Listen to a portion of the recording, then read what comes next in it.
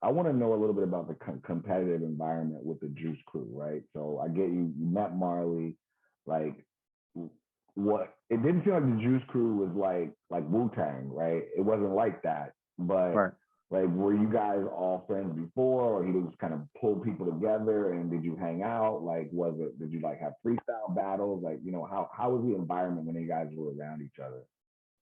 Well, I wasn't friends with anybody. I was kind of like one of the last people to get down. Um, and my observation of the crew when I got in was that pretty much nobody hung out. The people that were from Queensbridge were cool, like Shan, Shantae, Craig, Shan, Shantae, Craig, Marley from Queensbridge. So they worked together. Biz wasn't from there. Biz brought Kane in. So even though Biz was down with Shantae first, he tried to kind of start his own thing. So he brought Kane in under his umbrella.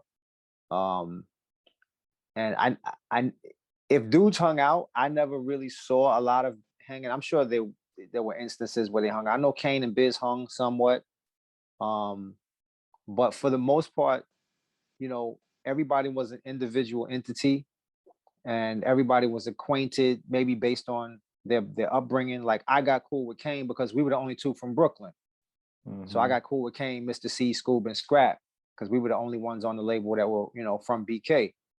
Jizza came later, but um, there was never a competitive nature in my mind because we were never pitted against each other.